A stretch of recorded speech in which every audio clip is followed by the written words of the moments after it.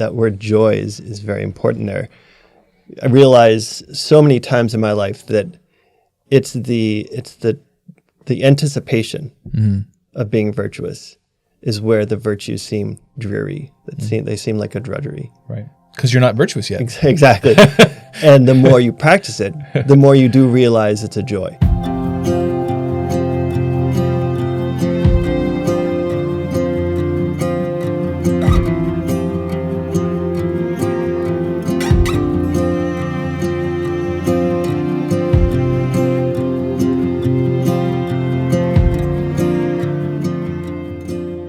Well, hello and welcome back to Deep in Christ. I'm your host, JonMarc Grodi, here at the Coming Home Network International, sharing with you another conversation about our daily task of growing in imitation of and relationship with our Lord Jesus Christ. Thank you again for being with me here at the Coming Home Network studios for this conversation. And thank you, Seth, for joining me for this episode. You're welcome. Brother. Thank you. I figured we would get together today. We haven't talked for a while on here, so that was one reason. But number two, I wanted to do a little follow-up conversation on the conversations I've had the last couple of weeks, sharing those conversations that I had with Jacob Imam, actually here alone in the studio when you were out of town. Yes. And why I set up. You did a good job. With much fear and trembling, I set up, and put all the buttons, and it turned out. It turned out well. So, but now that you're back in town, I wanted to sort of process the conversation I'd had a little bit. Yeah. Particularly, we've been talking about virtues for a long time here on Deep in Christ, and we had a good sort of refresher kind of perspective from Jacob. And then we touched a little bit on what he and Mark Barnes and the others at New Polity have been working on, which is, sort of reviving, rediscovering Aquinas and the tradition of the church, the virtues in relation to money. Yeah. And we actually, a couple of our trips in the past few months, we were listening to their podcast, and we had a lot of great conversations about this stuff. And so, yeah, I've listened to those podcasts by myself.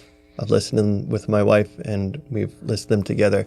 And so going through that, not just listening to them, but also processing them, we've done a lot of good kind of processing and thinking about, well, what does this mean in our lives? Right, yeah. So I wanted to just take a moment today to go back through some of the stuff Jacob and I talked about real quickly. We kind of just did the quickest, dirtiest run through the virtues in relation to money. I wanted us to work through those again, and obviously there's going to be some different emphases because there are aspects of that we particularly, are drawn to. And I guess what I wanted to say first too is that's part of the value of this conversation about virtue. Jacob and I talked about how we can talk about being called to holiness. What that means is putting on Christ, putting on his qualities, his words, his patterns, and that's what the virtues are about. And so there's a kind of a twofold value in looking at the virtues with relation to money. One is that you are taking this notion of virtue, this notion of growing in habit and freedom in Christ, by his grace. You're imitating him, and that brings us greater freedom and creativity and opportunity, because you see all aspects of your life as this opportunity. And so there's this specific value here in applying it to this area that all of us need work on. Yeah. But it also, by applying it specifically to an area of life, in this case, different virtues in relation to money, it gives us greater insight into virtue in general, so that we're able to step back and think on our own a bit more organically. Okay, what are the other aspects of my life? Maybe I haven't read or learned the virtues yet, but I can kind of see where this is going. Yeah. I can make a similar application to my time and my relationships, my work. I can think through those primordial virtues, the human virtues of prudence, justice, fortitude, and temperance, and the theological virtues. I can begin to apply those in different areas, and in my own way, sort of creatively figure out what are opportunities I'm missing here to grow. Right. So that's what we want to work on today. Well, and before we get into the details, one of the things that came to my mind thinking about this program is one of the things that my wife and I have talked about, and I think she might have mentioned it in her Journey Home program as converts, that as evangelicals or as Protestants, faith much of the time is very cerebral, very much things that you think about, and it's not really practical as far as what you do for salvation. You pray the prayer of salvation, and then you're just saved, and you think about God from then on. Yeah. But when we became Catholic, it became much more. I don't know. The word I think of is gritty. You think about now that we're learning about the virtues more, there are things that you do every day, not just to be a better person, but to affect your salvation. And growing in the virtues is not just being a better person, it's being more Christ-like. And that in itself is part of salvation. And so the day-to-day growing in holiness is so much more important to me now that I'm a Catholic. Yeah. And especially thinking about everything that we've learned from listening to the Good Money podcast, where it comes to money.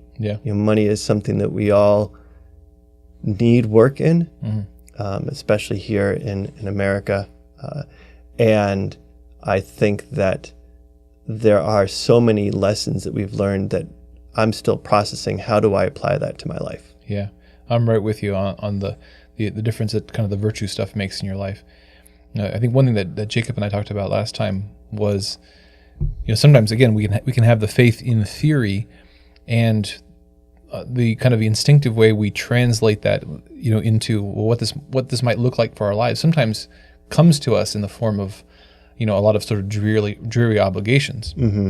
Like, oh, this is going to mean like life is just going to be really hard and boring, and I have to give up all the fun things and everything, right? But I think the virtues help us to connect the theoretical and the practical, because it's talking about actual patterns of living, but it's also making the connection between the external and the internal, because a virtue has to proceed from my heart. Like it's not a virtue if it's merely external, right? And I think what that gives us the opportunity to do. Oh, I already threw the word out there. It helps us to see the opportunities in our lives. All those things, all the aspects of day-to-day life, the things we do every day, the things we deal with every day in terms of money. That it's not just that, God's coming in and giving us a lot of boring or dreary or challenging. It's that He's helping us to see these are all opportunities for you to imitate Christ, for you to be transformed into Christ, into into the saint that He's calling you to be. And that, again, it's not just doing hard things. It's not even just doing hard things for a long time. It's actually becoming the kind of a person for whom those good things become your very joy. And I think that word joy is very important there. I realize so many times in my life that it's the anticipation of being virtuous is where the virtues seem dreary. They seem like a drudgery. Right. Because you're not virtuous yet. Exactly. And the more you practice it, the more you do realize it's a joy. And the more you anticipate when you can be virtuous again, especially when it comes to serving others. Whenever you're serving someone else, you find that joy of being able to give some of yourself to that person. Right. Yeah, it's an opportunity for a greater trust in Christ. Not just I'm going to obey what you're telling me to do, but I'm also going to trust you when you tell me that I'm going to be transformed through this. I'm going to become more like you. So that not just that I do the things externally that you do, but I have your heart. So that those things too, I'm able to joy in those the way that God does. So, okay, so let's turn to some of these for a moment. I said Jacob and I ran through these real quick because, man, I had a whole bunch of things I wanted to talk to him about, and so we just did the Reader's Digest, and this will only be a slightly more deeper Reader's Digest article on the topic. Well, we could go for days and days and days to get obviously to the thorough depth that we should. Yeah, I love the thing he mentioned at one point, that Aquinas, people are familiar with Aquinas' 5 proofs for the existence of God, which are all contained in like one article of the Summa, but he has 1,000 articles on the virtues. This was it was important to Aquinas. It was important to Christians throughout the ages. It's sort of fallen out of our scope, and I think it's important to bring it back. So the first one that Jacob mentioned, and again, it comes up a lot in their work over there, which we encourage you to check out. Go to newpolity.com and check out their podcast. There was a series on that podcast called Good Money, which is kind of what sparked this conversation. So the first one was beneficence, and Aquinas will connect beneficence to the theological virtue of charity. It's an acting out of our Christian charity, but basically what it just means is to do good. And that sounds really boring and unhelpful and unconstructive. Okay, but what's going on here? I find this virtue really helpful to think about because it sort of helps us get our mind around the difference that virtue in general makes. This notion, this concept, because as Christians, we are called, as disciples of Christ, He tells us, You're to bear good fruit. That's part of being a disciple. It's not just believing good things. It's not just like having a lot of good intentions. It's that, okay, but are you bearing fruit? When you saw, again, Christ in the least of his brethren, thirsty or hungry or, in need of comforting, etc., did you bear Christian fruit in your life? And so with regards to money, beneficence, it's helping us recognize that there's no neutral area of life. Right. Money not the least of which, that in that area of life, if it's part of our life, it's been given to us, and it is to bear fruit. Now, again, the great thing about the virtues too is they're not going to necessarily get down to the fine level of, okay, I know what Seth needs to do in Seth's life in terms of his money. I know what you need to buy, but it's going to say no. But and you're going to send me the shopping. Yeah, I'm going to send you the list. Yeah, but you are, again, in your walk with God, you are to bear fruit in your life. You are to do good in that area of your life. And so again, it's a challenging thing because it turns us back around to say, okay, in this area of our life, are we beneficent? Do we bear fruit in this area of our life? Yeah. That idea of no neutral territory in our lives. Yeah. It's so easy for us to spend our money on things that we enjoy, and enjoying things is not a bad thing, but that idea of no neutral territory, I really need to take more to heart. When I am spending money on something that I don't need, I need to think, is this something that is building up my life, building up my walk with God? Is this something that I'm using to bless others with? Is this something that I'm using to build up my relationship with my wife, with my kids, with my friends? Or is it just something that I'm getting because I want the enjoyment myself? Yeah. And you mentioned some, like it doesn't always look the same. Like there's not something necessarily wrong with, okay, I'm going to buy myself a nice cup of coffee today. I feel like in this way, beneficence is it's connected to prudence in the way that all the virtues are connected to prudence in terms of virtue in action, in the sense of we often go through our life and we just naturally fall into these patterns where there's a compartmentalization of our life. Over here, I'm going to be attentional and alert, and I'm going to be very intentional with the decisions. But over here, I'm just going to do whatever I feel. Right. And it may be because, I'm good over here, so this is my area. This is my money, or this is my free time, or it's like, or when I'm on the internet, it's my time, and I don't have to. No, but all areas of our life, even if the decision on a given day is, okay, I'm really tired, I'm going to give myself an extra nap. Well, deciding for my good, my spiritual and mental and physical well-being to take a nap is different than like hitting the snooze button, because you're just being lazy. Like the intentionality there is important. And so with beneficence, it's sort of recognizing that there's no neutral territory in my life. Everything that's given to me is given to me for me, again, in cooperation with God, to bear fruit, to do good. And so there's no area in my life where I can just sort of be on autopilot. Yeah. And it's not that I should not be on autopilot in the sense of walking around in this dread. It should be, no, there's an opportunity here. Yeah. Here I was thinking like, well, maybe I need to go out there and find some mission to, no. Yeah. All the stuff in my life is opportunity to say, okay, how can I bear more fruit in this area for God? Yeah, and I don't want Jacob to cast any sort of curse on me for saying this, but my wife and I have both worked really hard since we've been married on following the wisdom of Dave Ramsey. Dave Ramsey, yeah. And I know he's not a big fan of his, but I think he mentioned in the last episode that that's a little tongue in cheek, because he's obviously done so much good. But we have done a really good job at budgeting, and we have a meeting at the beginning of every month where we look at the budget that we made for the previous month and at the one we have of the upcoming month, and we look at what's the purpose, what do we need to do with all of our money. Yeah. But the one line item that we have in there is and it even says on the line in the spreadsheet, blow money. And that's the money that each of us get where we don't have to put it on the budget. Right. And even with that money, though, I realize that how easy it is for me to just say, oh, I'm going to save it up and then I'm just going to spend it on all this crazy stuff. It might have to do with the title. Yes. Yes. No. But even with that, I realize I need to be mindful of how I'm spending this money. Right. Spending it well. Yeah. Yeah.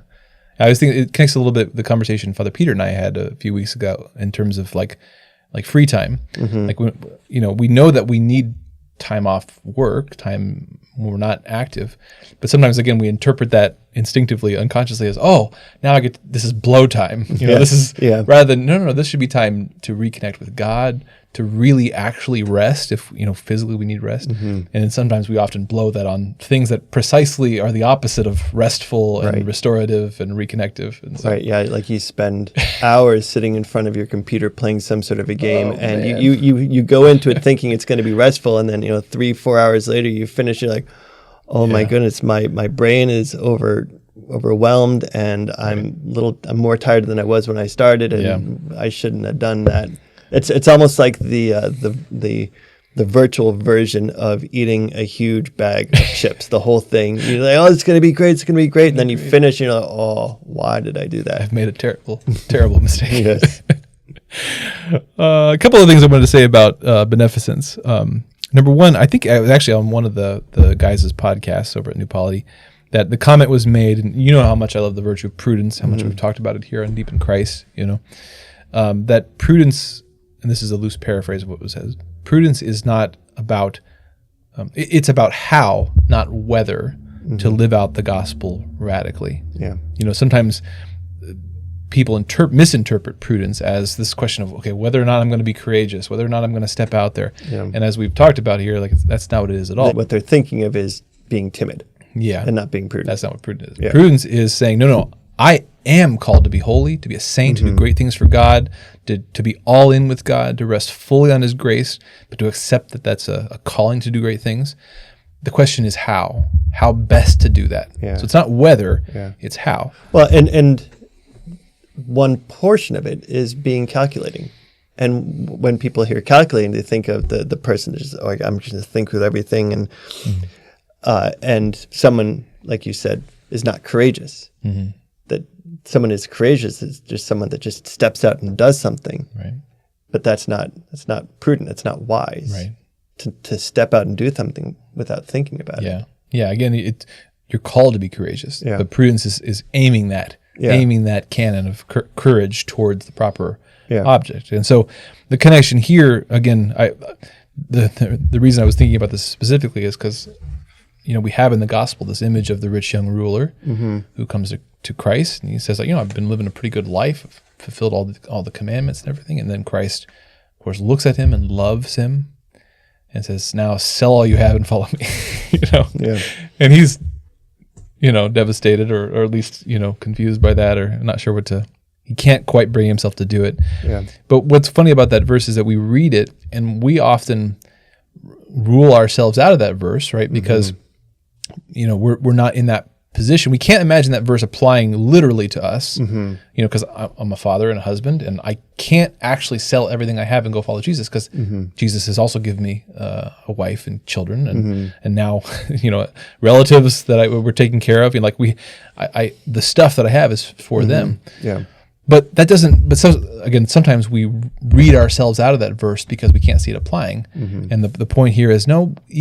Even if it's not practically applicable that we would sell all that we have and get rid of all of our money. Yeah. The point is, the prudence is not about whether, it's about how. In our case, all my money is God's. Yeah. And it's only a question of how can I most creatively and magnanimously spend it to do the good that He's called me to. Yeah, it makes me think of the passage, I think it's in John, right towards the end, where Peter is talking to Jesus. And Jesus is telling him how he's going to die. And Peter points back and he looks at John. He's like, well, what about him? And Jesus is like, doesn't matter if it doesn't matter if he stays alive until I come again. You follow me. And that is the key phrase in both of those stories, both of those passages. Jesus looks at the person and says, you follow me. Right. Don't worry about anyone else. Don't worry about how this plays out in other people's lives. Right. You follow me. And so we need to think in whatever we're doing, is this helping me follow Him? Yeah. Yeah, exactly. That's so good. And that's, again, another application of virtue here, is that helping us all to recognize that, like, we have a duty. It's never as simple as following external commands. The law is now in here, the law of imitating Christ. And each of us has to courageously and creatively, discern in our lives how to bring that about in this, in this way that's going to look a little different from everybody else. Every saint is so unique, because they were radically committed to Christ, radically committed to living out the gospel. But then it's going to be a unique masterpiece in each of those cases. Yeah. They were each able to follow Jesus with their whole life. Right. And because everyone's life is different, that saintliness looks different. Yeah. So one of the things I wanted to bring up here, again, we learned a lot of great stuff from the New Polity guys. Is something that they mentioned, and I was reading today in Aquinas. Beneficence, the virtues. It's helpful to look at their opposites, the vices that are opposed to them. And so the vice opposed to beneficence gives us insight into beneficence. So a vice opposed to it is scandal, which is interesting. Okay, so what is scandal? Technically, scandal as a sin is giving another person a false image of God, of the truth of things. And if we think about, that this virtue of beneficence is recognizing we are to bear fruit in our lives as Christians. We're to bear fruit with regards to the money that's been given to us to steward. That by bearing that good fruit, we're working with the Father, we're imaging the Father, and we're giving other people a proper image of God the Father. That He's abundant and loving and provident, and that there's not this scarcity that we all have to be worried about, and we have to I have to take care of myself. Right. May people see your good works and give glory to your Father in heaven. Amen. Perfect. Yeah. That precisely, we see how there's this contrast here between, if we forget about this duty that in all areas of our life we're to bear good fruit, and we begin to hold our money close to us. We're taking care of ourselves. We're seeing that as our own source of security. It's not just that we're failing to bear good fruit, but we're also giving this image of scarcity. Yeah. Well, and even to step back a little bit, thinking about, we've had this conversation a lot about the scandal of the division within the church, and you think about that, the scandal of that, right? To say that when people look at us as a whole and see the division, that is when they say, well, it can't be true. It can't really be a God, right? Because if there was, you'd be united, you'd be one. Yeah. Once again, here, that's a great example here of how we can look at these virtues in regards to a specific area, money.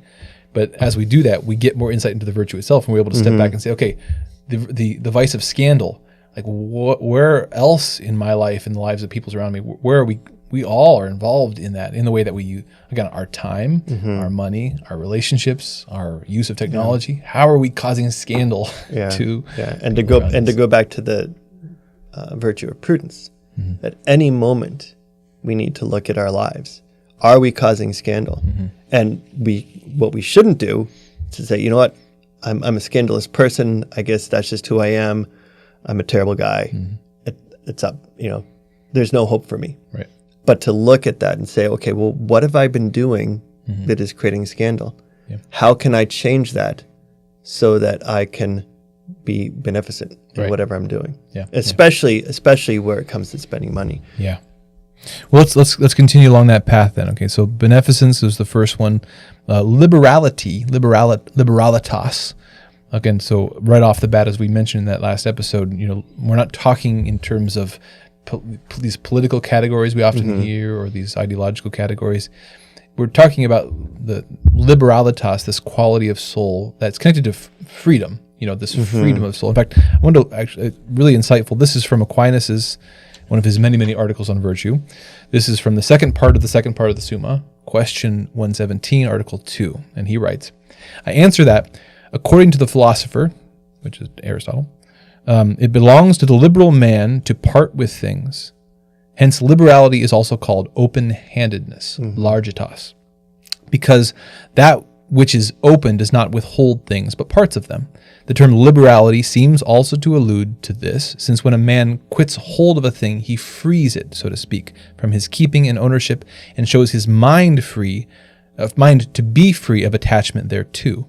Now those things which are the subject of man's free-handedness towards others are the goods he possesses, which are denoted by the term money. Therefore, the proper matter of liberality is money. Mm-hmm. And I have that image in my mind of someone that spends on others liberally. Right. And it's not just that he's giving away all of the stuff, but there's a joy to it. Right. Yeah, there's a lot in there. And in that particular aspect that he showed, it's in practicing this virtue, we both show, but we also affect a detachment from money, that it doesn't have hold over us. It doesn't have control over us, because we make a habit of knowing that, hey, money is only mine to do good with. And if I'm practicing this generosity, this largitas, I'm reminding myself and also practicing this detachment from the thing, so that I remind, like, I'm in God. I'm not here to create my own security. I'm here to do good. And so I need to kind of practice detaching myself from this money and using it for what it's for. Yeah, and this idea of holding on to your things, but holding on to them lightly. Yes. Not grasping. That definitely seems to be part of that image. Yeah. So, as with the other ones, it's helpful to look at the oppositions. And so the vice is opposed to, and I think Jacob and I did talk about this a bit, opposed to liberality are, on the one hand, greed or covetousness, and then prodigality. So greed and covetousness, obviously we got this. This is Dickens. This is Scrooge. People who are holding on to it, trying to accumulate money and power to themselves, and then on the other hand is the person who spends kind of irrationally, just kind of just on whatever, really on his whim, on his feelings. And in both cases, again, what we see, what's common to both is that they both aren't recognizing and engaging with what money is and what it's for, right? Yeah. If we have possessions, if we have stuff, if we have wealth, and especially money, which isn't valuable in itself, it's only value as a placeholder, then if we're either being greedy with it or we're being prodigal, spend thrifty, in both cases we're not using money for what it's for. In that it's to be used intentionally to do good, to bear fruit, for the Lord. And it's interesting to see the connection that there's just two different ways, but they're both opposed to this freedom of spirit with regards to money. It's neither this anxious spending to try to accumulate pleasure, nor is it this anxious holding on to try to hold on to security. But it's, no, this is the Lord's given to me. I am to do good with it. And it's from a place of trust that I proceed to be open-handed and generous with the money. And a couple of examples that come to my mind. A couple of weeks ago, I had on my show, Nerding Out, on my YouTube channel, Todd Engelson, who is the president of Peer Servants. It's an organization, a missionary organization that works with microfinance groups around the world. And so he and I were talking about, what is microfinance? How does it work? But I was a volunteer with this organization for about 10 years. And so I was able to travel around the world. And so in visiting a number of these microfinance organizations, seeing the lives and the work of a number of entrepreneurs around the world. And so we were able to share these stories. But it helped me to realize, talking to him and all of the travel that I was able to do, that this issue that we're talking about, especially with money, is really an American issue. We are so blessed financially. We have abundance of riches in this country. And when you have so much, it is so easy for you to worry about it. And we've talked about this spending, this being the prodigal, can be seen as the wrong way to go. So what's the opposite? Well, it's to be frugal. You need to save. We've almost made a virtue of that in our American society, that spending and hoarding up and putting off the day of disaster by making sure that we've got enough. Like, that's a sort of a modern Western virtue, right? Almost. But the problem with both of those is the focus is on the money. The focus is not on how you're supposed to be treating others. And the virtue of community is so strong in so many parts of the world that we really have lost here in America. And one story that it made me think of was that there was a woman that got a loan so she could buy chickens. She wanted to have a chicken business where she bought chickens, she raised them, had them lay eggs, and she could sell them. And so she got the loan, she bought the chickens, she set up her chicken farm, and the chickens started to lay eggs.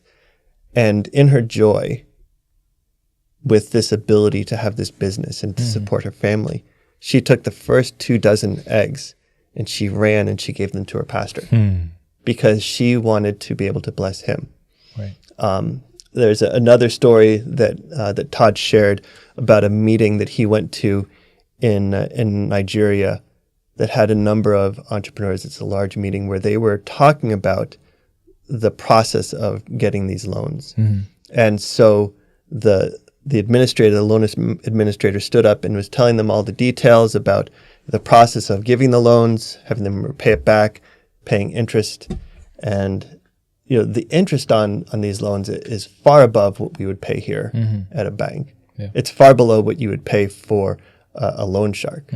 But I want to say they're around 20-25%. I mean, really high. I mean, the loans are short. They're usually over a month to 3 months.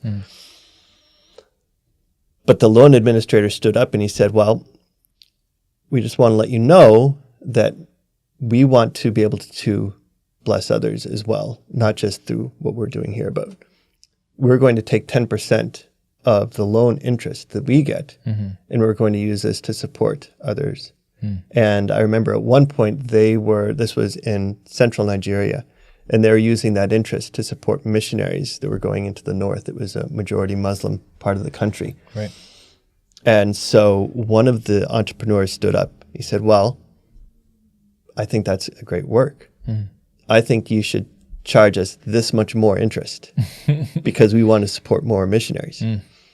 And then Todd said when he was telling me the story, he worked in insurance for a number of years. He was an actuary, and he was the one that looked at the risk. He's like, I've never had someone come to me and say, your plan is so great, I want you to charge us more. But just the selflessness of saying, I want to do more, so charge me more money if that's what it takes. But the natural inclination of so many people in so many parts of the world, when they start to succeed at business, their first reaction is to say, what can I do now to help others? How can I give more to my church? How can I help my neighbors? There was one man in Moldova who started a sausage store. Well, he started making sausages. That sounds really delicious. Yeah. And he went through a number of loans and became very successful. But then he turned around and he said, well, there are a lot of orphanages around here where the kids don't have enough to eat. So I'm going to he gave them sausages. Yes. And so that's the most heartwarming story I've ever heard. But I've been shamed really in so many of these stories where why isn't that should be my first reaction when I come into some windfall, when I am successful. How can I bless someone else? Yeah. Instead of oh wow, I can now afford a new car.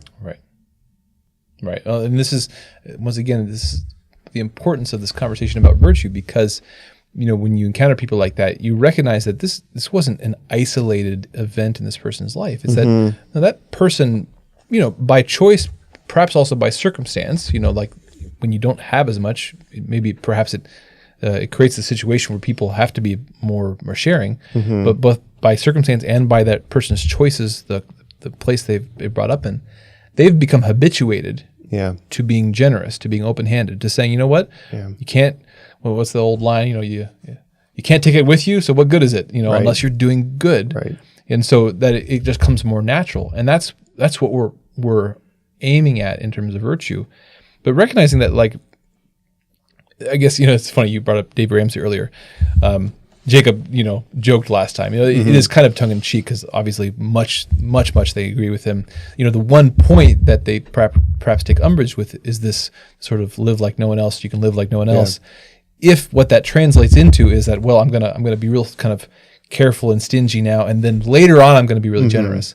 And their point of contention being, you're going to do then what you do all the way up to then. Right. And so if that must not translate into, well, I'm not going to be generous for this portion of life, so I can be really generous then. No, you have to be in the ways that you can with the means that you have. You have to be practicing the virtue of generosity if you want it, if you want to grow in that virtue.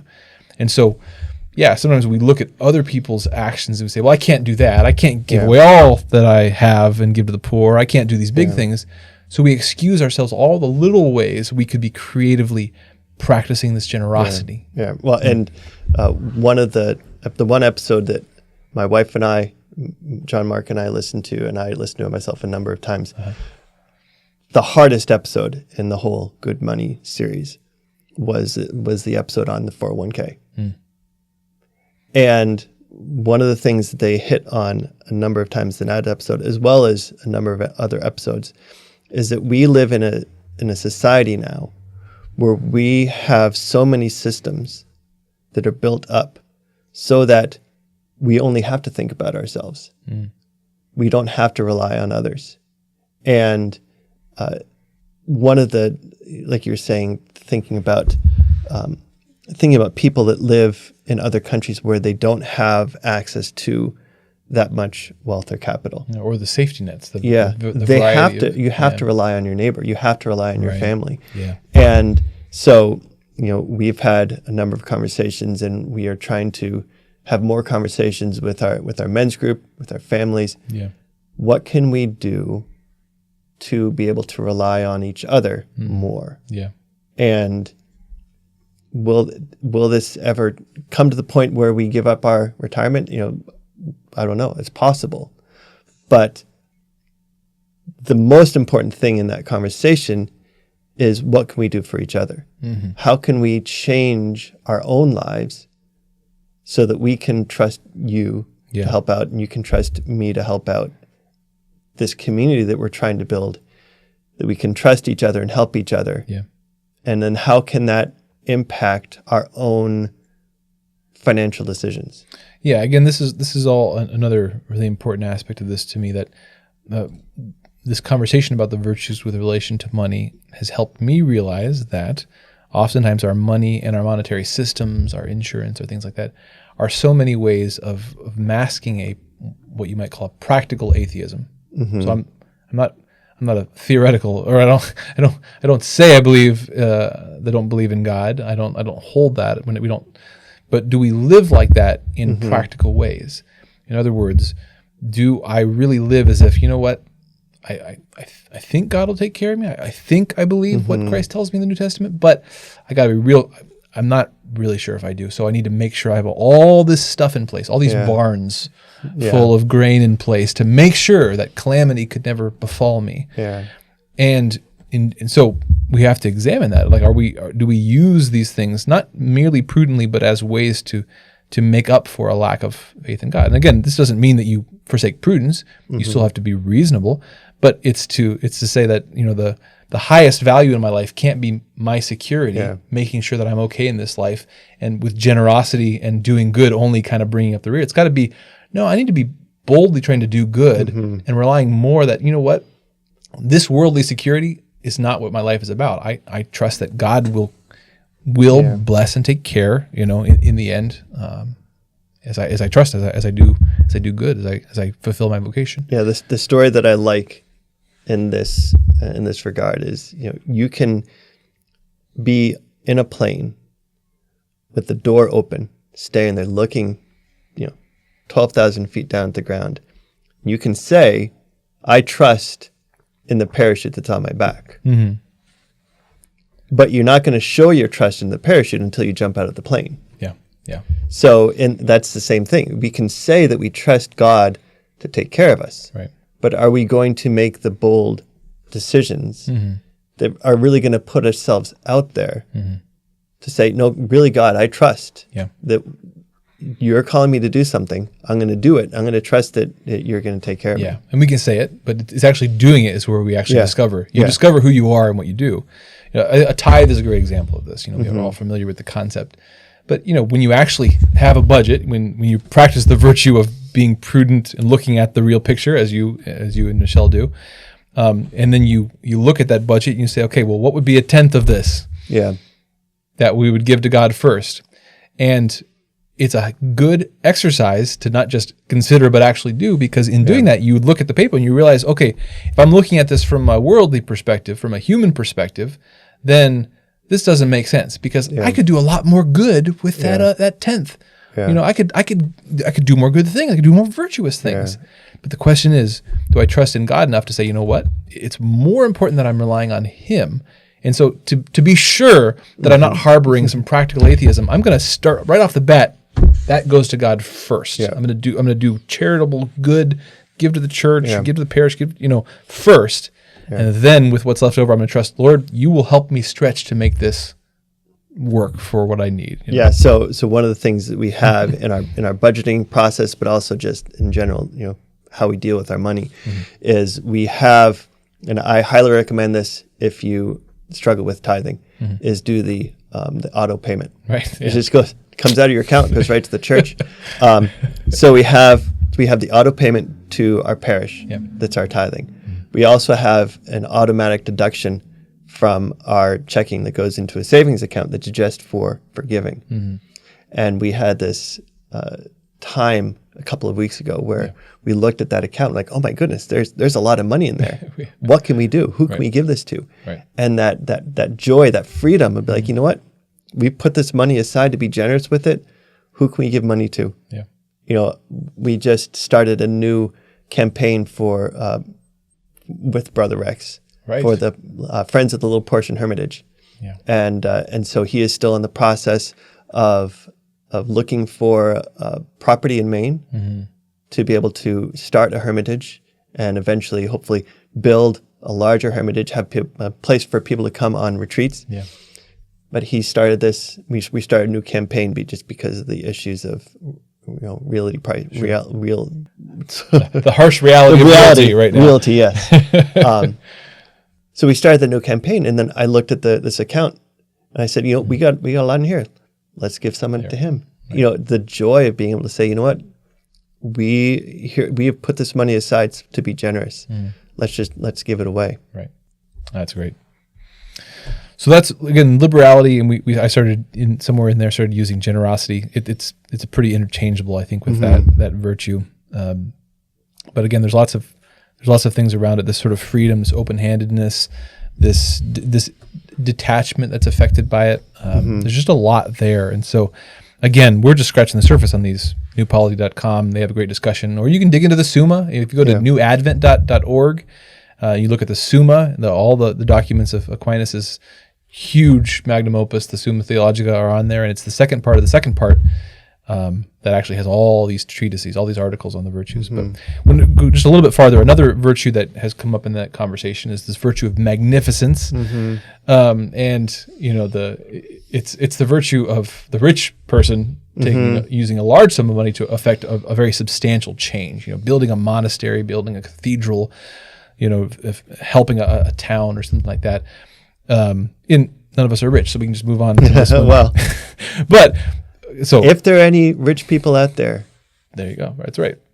You can be magnificent. Yeah, and we can see, I mean, again, there's some great conversations over on New Polity about the history and the thought around this virtue and everything. But I find it really helpful to think about the connection here, the application of the virtue of courage to our money, right? I mean, this is basically just a following through of that virtue, that we're supposed to be courageous in all areas of our life. And courage, as we discussed, Father Peter and I, involves both an endurance of evil, but also an attack, getting out there and making a change, taking new territory, as our friend Greg likes to say. And so when it comes to money, you know, it's precisely what, you know, that thought process you had there is that with what I have, because there's a relativity to magnificence, even though we're not rich. We are rich compared to somebody, certainly. Yeah. So what might God be calling me to do in a bold way, with my money, to do something great? And again, that gives us insight into courage, into maybe the underlying virtue, magnanimity, which is connected to courage, magnanimity, this great-heartedness, that it's not just that we're called to be courageous in danger, it's that it's recognizing that as children of God, as disciples, as Christians, we're called to do great things. Not just, we're called to do good, to bear fruit, but that we also need to have this openness and this desire to live up to the full potential God's given us. Yeah. What's the great thing He could be calling me to do? Well, and thinking back, we were talking about the lives of the saints. Yeah. Every saint is different, and the magnificence that they give with their time, with their lives, is different for each one of them. Right. But each one of them, it's great. Yeah. You can't look at the life of a saint and look at what they did for God, right, and not say that was magnificent. Yeah.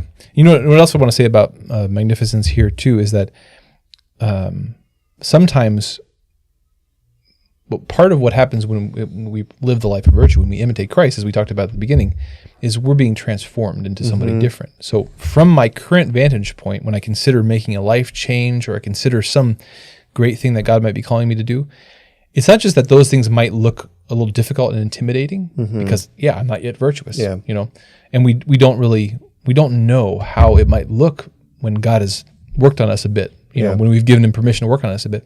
But it's also that we don't actually know the possibilities He could open to us that might dawn on us from a different vantage point.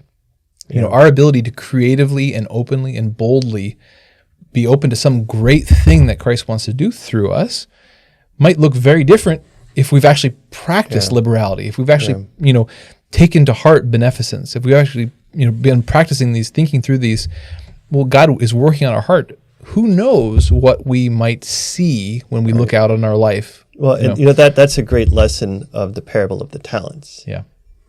There was one that was given 1 talent, one was given 5, and one was given 10. Right. The one that was given 5 and 10, they went out and they produced. They doubled it. They doubled what they were given. They came back and they said, here's what you have. It gave me. Here's double. Right. And the one that had 1 buried it for fear. And he came back and he's like, here's your 1 back. Right. What he says to those 2, the one that had 5 and 10, well done, good and faithful servant. But it didn't stop there. You were faithful with little. I will put you in charge of great. You were faithful with little things. I will put you in charge of great things. Right. When we're faithful with the little things that we have, when we're generous, when we're liberal with what we have, to do things to bless others for God's glory, He's going to take that and then He's going to bless it. He's going to multiply it. But then He's going to give us more responsibility. Right. He's going to say, you've done this. Now I'm calling you to do this. Yeah. And the more we practice listening to God, right, not just doing the things that we're supposed to do, but listening to Him, then we can start hearing, okay, you've given me this, I've been responsible with it, now you're giving me this, and you're calling me to greater and greater things. And that's where you have the lives of the saints. And when you start to do that, it's easy. I know I've done this at times. You look at the lives of the saints, like, I'm nowhere near that. I'm nowhere near what they have done. But if I do small things, I can then look back a year or 2 years and you say, wow, look at where God has brought me in these little things. And then I can give more over to God. And then I can get to a point where I look back. We can look back and we can see where God has brought us. And if we trust God, if we trust that He is really doing something in us, then we can say, okay, now I'm willing to give you even more and more. Right. And that's where He can bring us to the place where we can be, magnificent, where we can become saints. Yeah, yeah. Well, a final additional virtue related to money. Again, these are all sort of more specified applications of the more general virtues, the cardinal virtues, the theological virtues. But one, and this was actually a little confusing at first, that almsgiving is considered a virtue, was considered a virtue classically. And as Jacob, I don't know if he mentioned in our episode, but as he talked about over on the New Polity podcast, that it's helpful to see that it's contrasted with envy. as an opposing vice. Now, envy is the simplest way to put it is the sorrow at another's spiritual good. So the envious person looks out another person, their good, their grace, or their happiness, or their material or spiritual health or wealth, and be sad at that. Sad that I don't have it. Sad that I'm not them. And so it's really a vice opposed to charity. Almsgiving being an outpouring of charity. So if we then consider almsgiving as sort of this reverse of envy, this sadness at another spiritual good, almsgiving is this. It is addressing an issue of a need in the world. Somebody who's impoverished, or is really any of the corporal or spiritual works of mercy. Feeding the hungry, giving drink to the thirsty. All those can be seen as forms of almsgiving. But it's seeing a need. It's seeing an injustice in the world, or a practical evil, a misfortune, the need of our fellow brother and sister. And again, contrary, the reverse of the envious person who looks at another person's life and is sorrowful at their good, it's taking joy. Sorrowful at their good, it's taking joy at good. In fact, uniting my good with theirs. Right. And the joy of knowing that you were allowing yourself to be used by God to be a good in another person's life. Yeah. There's it feels counterintuitive until you do it. That I'm giving away my own security. We think of money so much as our own security. I'm giving away my security to help someone else. But through my generosity, through what I can do to help someone else, their life is improving, and I can have joy in that. Right. So it's the opposite of the envy. It's I can have joy that not only are they doing better, not only in their good, but the fact that I can, that God can use me to be a part of that. It's like this most direct application of Christ saying, "Hey, don't build up treasure on earth where moth and dust and thieves can steal and all that. It's build up treasure in heaven." It's that no, I can. I'm called to bear fruit with my money. I'm called to be generous. Now I see an actual need, an actual pain or misfortune. I want to invest in both this person's, their salvation, their hope, their relationship with God, and my own by parting with some of my money. I want to bind us together, in our brotherhood as children of God, and I want to move us both closer to heaven by sharing what God's given me. It's amazing how many parables of Jesus have to do with money and spending. It makes me think of the parable of the man with the barn. He had all this stuff, and he's like, well, what am I going to do? I'm going to make a bigger barn just to store it all so I can have it all. And at the time about the 401k, I'm going to build the biggest barn so I can store all of my grain so I can live off of it for the rest of my life. Right. Where, what should our response be? I have all this stuff. How can I be a blessing to others? And what does Jesus say? You fool. You're going to die tomorrow, and all of this is going to go to someone else. That the end part of that verse precisely. Tonight your life is demanded of you, or however it's phrased there. That's another problem with this notion of, well, okay, I want to be generous, but wait till I've stored up enough money first, or someday when my boat comes in, I'm gonna these. No, your life may be demanded of you tonight. And so the only thing that really matters is, how was I virtuous with my money today? How was I virtuous with my time, with my relationships, with my work today? There's no better time than today than to start practicing those virtues. And I want it to be clear that with all the great stuff that JonMarc and I have said, we are not perfect at this. We have very far to go. Utterly suck. In practicing this. Hopefully that always goes without saying. That's hopefully that's the disclaimer on the bottom of the screen. These men are terrible. It's great to talk about, but this is all of our, the daily. Daily. How today can I take another step in these directions? And I have had moments in my life where I have been liberal in my spending and felt that joy, and still I can hold back, right? And still I can say, but what about this? What about that? What about my security? Yeah. And I can, it is that daily choice to say, God, really, this is not mine. Everything that I have is because of you. Yeah. What are you calling me to do today? Right. And as always, anytime we talk about the active virtue aspect of the Christian life, that the roots are always, they must be sunk deep in the prayer life. That how do we come to a place in our heart where we can take that risk, where we can make that leap of faith to say, you know what, Lord, I'm not going to hold on to my worldly security. I'm going to do good. I'm going to make that my first priority because I trust in you. How do we do it? Well, we get there by rooting our life in prayer first. That it's my first duty as a Christian to expose myself to the heart of Jesus Christ, to go in the presence of God, to read the scriptures, to examine my life, to examine my sins and ask for forgiveness for them.